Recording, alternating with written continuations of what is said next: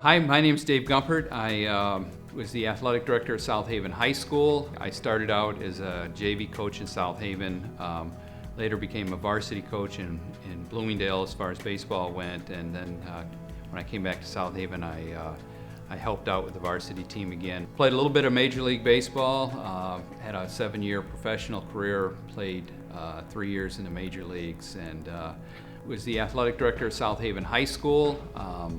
Worked there as athletic director for 12 years, was assistant principal for 1 year. Before I was athletic director there, I taught at South Haven for 5 years and at Bloomingdale for 8 years. Coaching softball now, I help with the varsity at South Haven. When I was in high school, I was a pretty small kid. Baseball player, obviously, didn't hit with a lot of power. I can remember we were at a game at Pawpaw, and I hit a ball that I knew was over the fence. Jim McClellan was our baseball coach then. He's coaching third base. Of course, he's telling me go, go, go, and I'm thinking home run trot because I just hit one over the fence. Well, long story short is it bounced off the fence, didn't go over the fence. Center fielder picked it up, threw me out at second base. Jim McClellan was not a happy guy.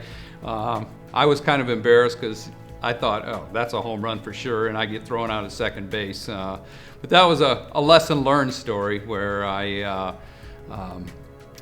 would tell kids now, hey, you need to hustle everything out because of something that happened to me. I actually went from high school to Aquinas College. From Aquinas College, I signed with the Detroit Tigers, then worked my way up through the minor league system, made my debut in 1982, played with the Tigers in a little bit in 82, most of 83, and got traded to the Chicago Cubs, and then played a little bit with the Kansas City Royals. We had a guy in our bullpen when I was playing for the Detroit Tigers named John Walkenfuss.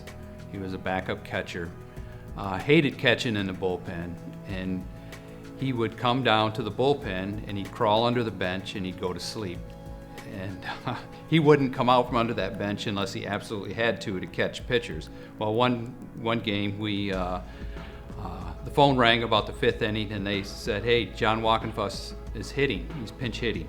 So he crawls out from under the bench. We're in Detroit, got his white uniform on. We're dusting him off, he's got dirt all over him. He goes up there to the plate, pinch hits. I think the second or third pitch he hits a home run. Circles the bases, goes through the dugout, trots back down to the bullpen, comes back into the little dugout for the bullpen we have. He goes, that's how you do it, boys, and he crawled back under the bench and went back to sleep. I can't say there were too many disappointments when you get to walk on the field of a major league, a baseball field. That's something I dreamed of when I was a kid and got to really fulfill that dream. I was coaching a varsity team, and there were a couple kids that don't play very much, and one of these kids got a chance to bat, and there was a runner on third base, and it was a pass ball, and I told the runner on third base, go, go, go, go, and he heads towards home plate. Well, he scores, I look up, and there's no batter. He had run to first base. And unbeknownst to him, it wasn't ball 4. It was a wild pitch, and he just ran because I said go, go, go. He was coachable. He was listening, but he just didn't have a huge knowledge of baseball. That was one of the funny things that happened when I was coaching that comes to mind. I think one of the most rewarding things that as an athletic director, as a coach, is you see kids come in as freshmen, and they're kind of gangly, not confident in themselves, and by the time they leave after their 4 years, they